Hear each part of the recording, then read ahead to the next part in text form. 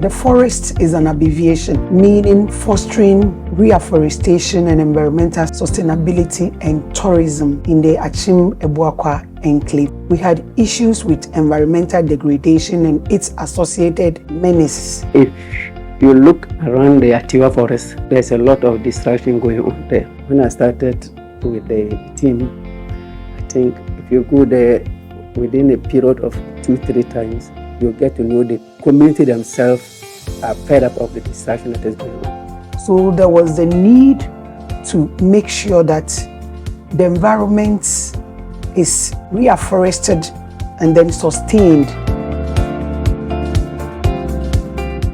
Akyem Environment Foundation is an organization set up by the King, His Majesty Osagyefo Amueteo. It is the first time the UN system has partnered with a traditional leader using the human security approach in a project.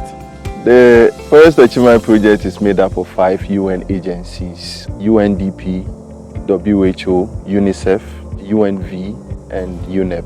We are using the human security approach to tackle interconnected challenges that we face in the project area that is Okyeman.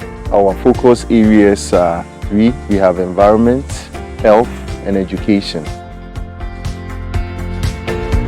Our entry point in the environment was to establish nurseries, which are enterprises for the communities using community volunteers in order to raise a target of 1 million seedlings to do reforestation of degraded lands. We've been part of the procedure right from stage 1, right from the nursery establishment. We were able to support with technical advice and also to assist the choosing of the site for nurseries. Yebia seedlings the nursery edua say ne o ma say ye kwaye galamsey for na say ye niam ye sha say ye bi nya be 50,000 ape ne asan sha say aye be ofro e de aka. We've been able to raise a number of seedlings to help with the ongoing tree planting that His Majesty Osagyefo Amueteo has been embarking on over the years. So this comes handy to provide seedlings for the communities where we are planting the trees, and then also providing a livelihood for the communities as they have established tree nursery enterprise, which is supposed to be sustainable over the years to provide livelihood for the communities in seedling production. We also did CREMA, that is the Community Resource Management Area, where we have 8 communities coming together to manage the resources in their area, which would further protect the area from illegal mining and degrading of the environment. The concept is born by wildlife, but to protect the environment, to protect the resources, everybody must be involved. We only need to collaborate with them. Our role is to empower the communities so that they themselves will manage the CREMA and manage the resources within their communities. On our education sector, we using students to champion the goal of protecting the environment. So we set up environmental camps and clubs that educates the children, sensitize them the different forms of pollutions that is happening in the area that is Okyeman, and also how they can become champions so that in the near future we know our environment is protected. To do that, the UN agencies came to leverage on an already existing program in the Ghana Education Service called Safe School. Within the 15 districts of the Okyeman project, our learners have been engaged, especially at the junior high school level and then the senior high school level, and even with the secondary educational institution, making up of both GES institution and TVET institution. They've all been engaged, they've been informed, the awareness has been created, and the role they have to play. The Okyeman project made me as an ambassador to know that there is a lot of things that is bordering on the environment.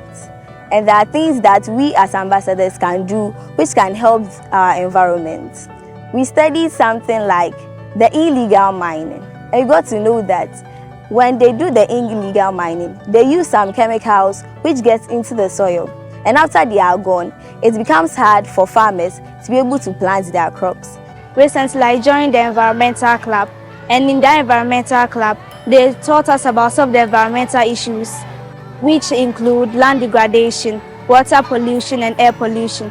And then we were taught some of the preventive measures on how we can alert their community on how we can solve these things. In our health sector, we trained health staff so that they will be able to identify specific diseases that are associated with degrading the environment, and to be able to make sure that these identified diseases are tackled from the root source. The issues of Galamsey had correlations on the health implications. As it were, hospitals were recording ailments that were strange and had the need for attention in solving them.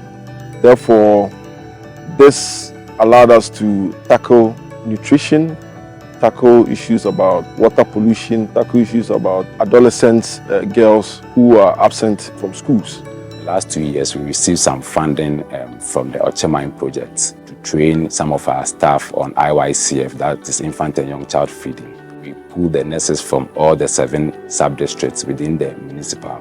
So every sub-district will have the benefits of the program. Those who did not have the opportunity to be trained, when their colleagues came, they also did a step-down training at the chief's compound and the health centers. The training has really helped a lot because initially we used to have a lot of malnourished children in the community. But since the introduction of IYCF, it has helped we, the nurses, as well as the mothers, to know how to care for their babies and their children as well. We have a lot of the mothers who are happy that their children have been able to come back to their normal weight and their length as well. If you look at the training component of the Okyeman for the health workers, it has improved the nutritional status of the people living in the community. As part of the engagements too, we've had to extend our wellness clinics to the various communities so that it will take care of the men who are often forgotten in our health service delivery.